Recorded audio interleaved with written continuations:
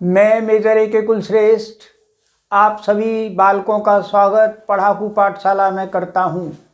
बालकों, आजकल हम कुछ स्पेशल स्ट्रक्चर्स ट्रांसलेशन के लिए सीख रहे हैं।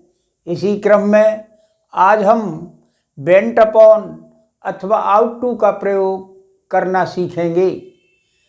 बालकों, जब किसी वाक्य के कर्ता को किसी काम को करने की पर उस काम को करने के लिए वो उतारू हो, आमादा हो या तुला हो, यानी उसने ठान लिया है कि इस काम को मैं करूँगा ही करूँगा, चाहे कुछ भी हो जाए, आमादा है, तुला हुआ है, उतारू है, करके ही मानेगा, तो वाक्य का अनुवाद बी क्रिया के रूप के साथ टेंस के अनुसार बेंट अपॉन अथवा आउट टू का प्रयोग करके करेंगे। ध्यान रहे, जब बेंट अपॉन का प्रयोग करें तो वर्ब की फर्स्ट फॉर्म में आईएनजी आएगा अथवा कह लीजिए जीरंड का प्रयोग होगा।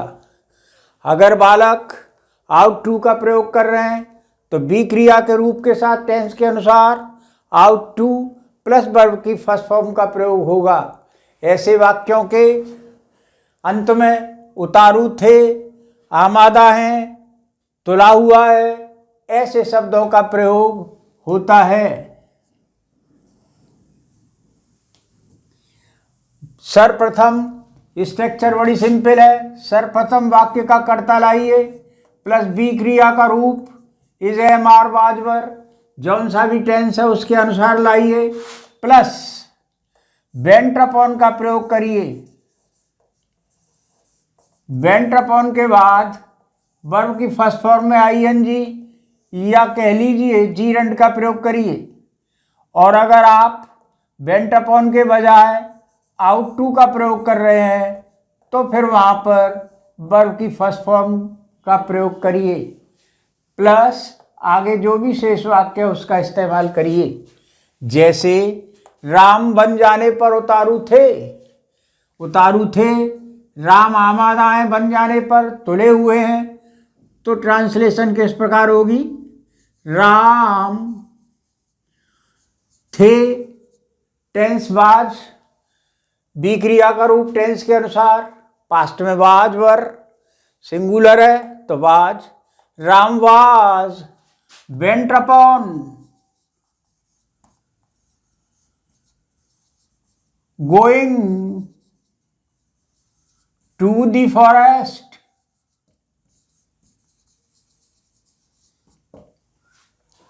हम घर जाने पे उतारू हैं, वी आर उतारू हैं। इस बार हम बेंट अपॉन का प्रयोग न करके आउट टू का प्रयोग सीखना चाहते हैं। वी आर आउट टू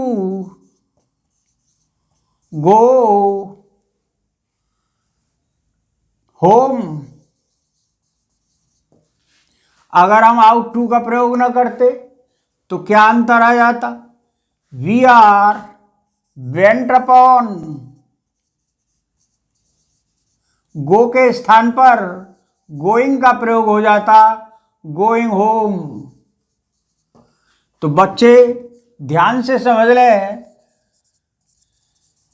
कि अगर वो आउट टू का प्रयोग कर रहे हैं तो वर्ब की फर्स्ट फॉर्म लाना है, और अगर वो बेंट अपॉन का प्रयोग कर रहे हैं तो जीरंड का प्रयोग किया जाएगा, मीन्स वर्ब की फर्स्ट फॉर्म में आईएनजी।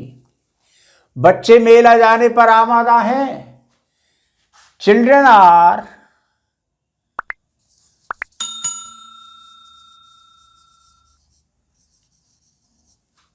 आमादा हैं, प्रेजेंट है are, children are bent upon से ही बनाइए, bent upon going to the fair.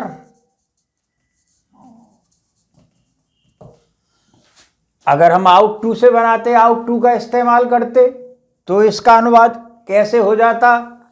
Children are out to go, going नहीं, गो टू द फेयर। वह मुझे पीटने पर तुला हुआ है, बनाइए। He is bent upon gerund beating me. Interrogative हो तो क्या कार्रवाई करनी है, जैसे देखें, क्या तुम यह पुस्तक पढ़ने पर तुले हुए हो? Are you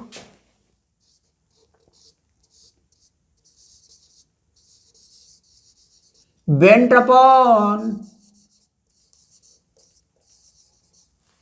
are you bent upon reading? अगर हम बेंट अपॉन के स्थान पर आउट टू का प्रयोग करें तो बालकों यह अनुवाद क्या हो जाएगा? Are you out to read this book. तो आपको स्पष्ट हो गया होगा कि बेंट अपॉन का इस्तेमाल करेंगे तो जीरंड का प्रयोग होगा, आउट टू का प्रयोग करेंगे तो वर्ब की फर्स्ट फॉर्म होगी।